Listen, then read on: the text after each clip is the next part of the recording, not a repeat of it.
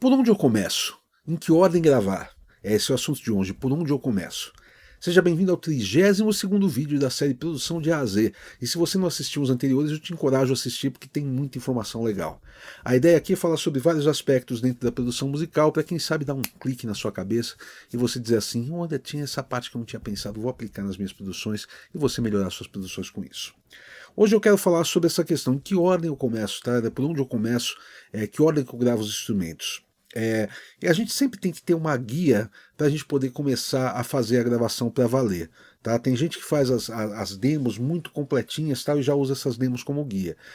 Vou falar primeiro de como eu fiz a maioria dos trabalhos que eu fiz e como eu gosto de fazer até hoje. Tá? Eu trabalho muito com bandas, trabalhei muito mais com bandas do que com cantores, por exemplo. Né? E com bandas o que eu fazia? Eu levava a banda para dentro do estúdio, coloco o baterista na sala de gravação, o restante dos músicos na sala da técnica, e a gente microfona a bateria inteira, faz o som de fone do baterista, né? O baterista ouve pelo fone, ouve clique, né? Se for gravado com clique, e ouve uma guia da banda. E a banda, às vezes a gente fazia fones para todo mundo, ou às vezes fazia pelas caixas grandes do estúdio, entendeu? Tocava nas caixas grandes mesmo e estava tudo certo. Fazia uma mix como se fosse um ensaio, tá? E essa parte de guitarra, baixo, por exemplo, a gente usava algum simulador de amplificador, alguma coisa de pedaleira mesmo, direto, porque não são sons que estão valendo, são uma guia, tá? E aí o que acontece? Tocava como se fosse um ensaio, todo mundo junto, tá? Para gravar a bateria valendo. A bateria só estava valendo, o resto era guia. Por que eu gosto dessa forma? Porque você consegue analisar a música como um todo. Tá? Quando você faz uma guia sem ter os músicos tocando, é muito comum você errar no andamento, você errar na velocidade da música, porque você baseia em só um instrumento e você não baseia no todo. Ali você está vendo todo mundo tocando junto, você sente se a música está corrida, se a música não está, se ela funciona bem daquela forma, se ela não funciona, sabe? Então eu gosto mais.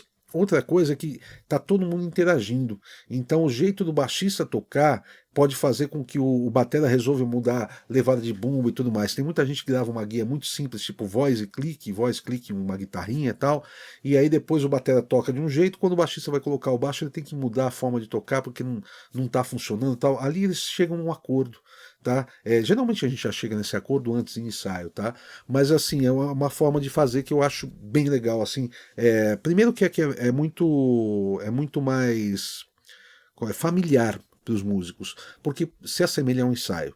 Tá, um ensaio dentro de um estúdio, onde está todo mundo tocando junto. Então, apesar do foco ser o baterista, está todo mundo tocando, é mais relaxado do que está todo mundo olhando para a cara do baterista de braços cruzados enquanto ele está tocando, sabe? Então, assim, eu acho que é mais familiar, é mais fácil de você gravar dessa forma e a margem de erro diminui.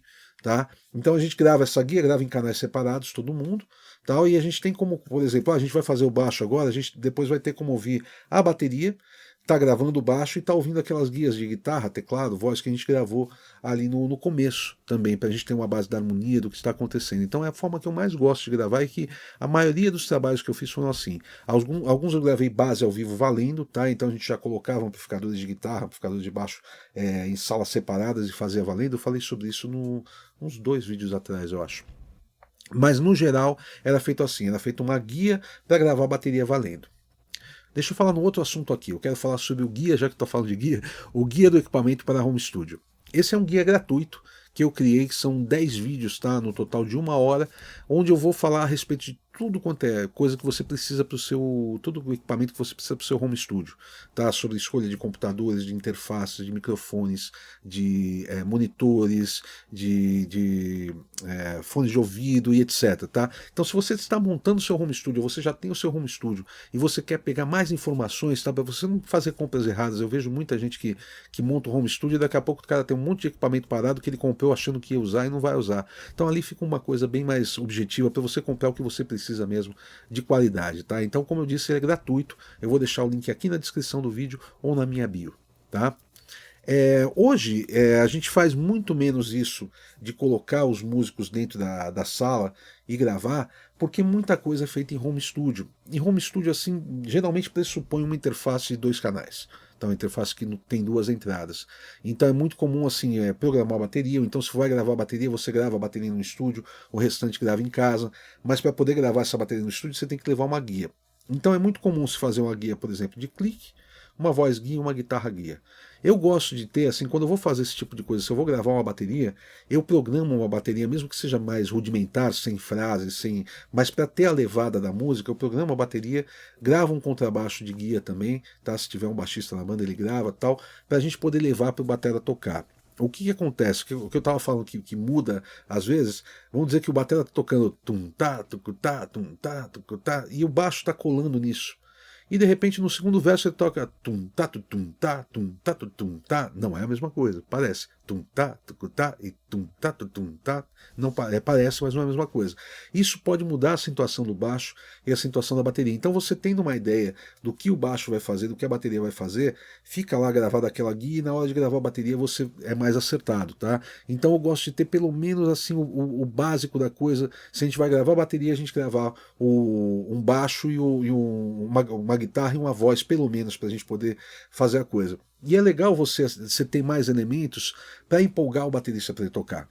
Tá? Porque se uma coisa é você programar uma bateria que você empolga o baterista no dedo ali, né? Então você faz como você quer. Mas aí no caso de você gravar uma bateria, se tem só uma guitarra guia, uma voz, o cara toca com aquela coisa meio sem graça, né? Não tem a pulsação de todo mundo tocando e tal. Então eu gosto de fazer, colocar mais coisas na guia. Não penso em dobras de guitarra, não penso em colocar os solos, tal. Ou então se o guitarrista, quando está fazendo a guia, ele faz o solo porque já está acostumado com a ideia do solo, e o batera interage com o solo, beleza, faz o solo ali e tal. Isso acontece muito em trio, né? O cara continua tocando baixo, o outro faz o solo de guitarra e volta para a base e tal. Então a gente tenta achar a melhor forma para aquilo dar o melhor suporte para o músico para a hora que ele for gravar. Tá? Então, no caso, o baterista. Eu começo sempre pela bateria. Vou falar mais sobre isso daqui a pouquinho, porque eu quero falar num outro assunto aqui, que é o Clube do Onhaia. O Clube do Onhaia é uma forma de você contribuir com uma pequena quantia mensal para eu continuar fazendo esse material aqui. Tá? Dá um trabalhinho, então qualquer ajuda é bem-vinda. Em troca, eu te dou vários cursos sobre produção musical. Tem lá o comprimindo, o equalizando, o mixando, tá? Que são cursos completos mesmo sobre compressão, equalização, mixagem. No mixando eu mixo uma música primeiro no estúdio de grande porte, com mesa analógica, etc. E depois eu faço no computador, né, e mostro as diferenças de um sistema e de outro. O equalizando é para você aprender a operar qualquer equalizador, tá? Você aprende os controles comuns dele. Eu mostro vários tipos de equalizadores diferentes para você entender o que eles têm em comum. É a mesma coisa com comprimindo. Comprimindo eu faço a mesma coisa com compressão. E esses dois cursos eles têm uma parte onde eu equalizo e comprimo uma música inteira, todos os canais depois, para mostrar como é que funciona isso na prática. Tá? Então só esses aí já vale a pena, mas tem muito mais coisa. Tem a série 30 dicas de gravação, de edição e mixagem, que está entrando um vídeo por dia lá. Então vale muito a pena. Tá? O link está aqui na descrição ou na minha bio. Tá, agora fala da ordem mesmo, a ordem que eu costumo gravar. Eu acho que é muito importante a gente ter o instrumento ali que está subdividindo a coisa, que está dando a pulsação para a coisa, antes de todo mundo. Eu não gosto de gravar um contrabaixo sem ter uma bateria. Eu não gravaria nunca um baixo para valer só com clique. Tá? Fica um troço meio. Eu não gosto de fazer. Se for necessário, eu faço, mas eu não gosto de fazer. Então a gente faria uma guia. Tá? A guia pode ser feita, como eu falei, com os músicos tocando juntos, como se fosse um ensaio, ou pode ser uma guia feita em um home studio, uma coisa simples, mas já com alguns elementos, para gravar a primeira bateria. Depois da bateria gravada, eu gosto de gravar o contrabaixo. A gente já tem uma guia de harmonia ali das guitarras, teclados, vozes, o que a gente colocou ali, mas gravo o baixo valendo, o baixo pulsando bem com a bateria.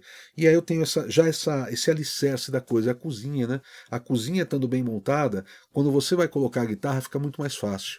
Entendeu? É muito mais, diminui a margem de erro e fica muito mais natural para o guitarrista tocar. Em heavy metal tem muita gente que grava a bateria, grava as guitarras para depois gravar o contrabaixo. Eu não tenho esse hábito. Eu gosto de ter o contrabaixo, eu acho que ele facilita para tocar as guitarras, fica muito mais gostoso de ouvir, entendeu? Então, primeiro bateria, depois contrabaixo, aí depois a gente vai para as guitarras, ou então, por exemplo, se é uma música que o piano que está mandando, então a gente iria para o piano, depois a gente faz violões, guitarras e tudo mais, mas sempre uma ordem assim, peraí, eu quero fazer o alicerce, quem que está mandando? É um rock?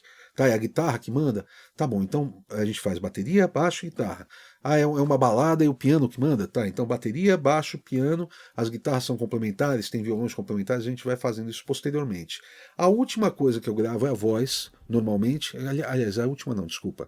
Eu gravo a voz para depois gravar os coros, tá? Mas a voz eu gravo já com a base toda montada, pro vocalista poder entender toda a dinâmica da música, entender o arranjo da música e poder cantar mais à vontade, tá? Ele cantando às vezes, por exemplo, só com um violão e você fazer a bateria depois, a intenção que ele estava cantando só com violão é uma que ele não faria quando tem uma bateria tocando junto, entendeu? Então, viria, vamos dizer, uma banda de rock, bateria, baixo, guitarra, teclados, violões, voz, depois os backings e às vezes alguma coisa de percussão. Eu faço algumas perfumarias que eu chamo, né? Colocar uma panderolinha, um shakerzinho, essas coisas assim, eu coloco mais pro final também. Mas essa é a ordem que eu mais costumo gravar, porque eu acho que isso facilita bastante para você, para dar suporte para os músicos, empolgar o músico para tocar e ele ter um suporte legal. Então, como eu falei, o guitarrista já se sente melhor porque ele está ouvindo uma bateria, um baixo, tal, e ele coloca a guitarra dele em cima, fica mais fácil. Quando vai colocar os violões em cima, ou quando vai colocar a voz em cima,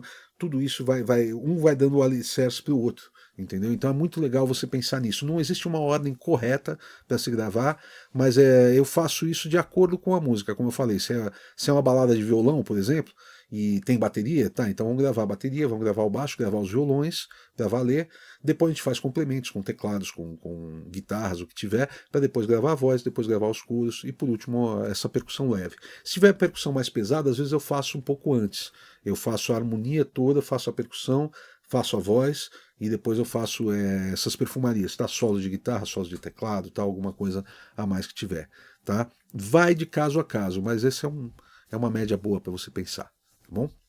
Deixa eu falar também das minhas consultorias. Eu faço consultorias, mas essas consultorias eu já faço para quem está mais avançado, tá? Se você já está tendo bons resultados com suas produções e você quer aprimorar esses resultados, você acha que falta um quinhãozinho para chegar onde você quer, você ouve as suas referências, suas músicas que você gosta, coloca as suas, você fala, não tá ali ainda. É para você essa consultoria, tá? São consultorias de 1 hora de duração, online, onde eu vou ouvir o seu trabalho, vou ver com que equipamento que você trabalha, você me pergunta qualquer dúvida que você tiver, vou te dar sugestões do que você pode melhorar na sua forma de trabalhar. A gente bate um papo de um para um, assim, eu consigo operar a tua máquina e ouvir o que está saindo da sua máquina, então é muito prático assim de trabalhar, muito prático mesmo. Tá? Então vale bastante a pena. Essas consultorias são agendadas por WhatsApp, eu vou deixar o WhatsApp aqui na descrição do vídeo ou na minha bio. Tá? Então são consultorias particulares e eu tenho meus cursos também. Se você não está muito avançado, eu te recomendo um curso chamado Então Você Quer Gravar Sua Música, que esse curso vai desde o começo. Eu falo que ele te pega pela mão, tá? Vai desde a escolha do equipamento, passando por gravação, edição, mixagem, masterização, tá? Até você chegar no lançamento das plataformas. É bem completinho mesmo. Um curso muito legal. E esse curso vai preencher as lacunas que você tem. Se você já grava há muitos anos e você ainda não tem um bom resultado, a probabilidade maior é que você aprendeu essa parte, não aprendeu essa, aprendeu essa, aprendeu essa, não aprendeu essa, aprendeu essa, não aprendeu essa. E essas lacunas que ficaram no teu aprendizado estão fazendo com que você não chegue no resultado que você quer. Esse curso, como ele é passado todo de forma progressiva, você vai poder entender direitinho como você pode ter um melhor resultado. Também vou deixar o link aqui na descrição ou na minha bio. A gente se vê em breve. Valeu!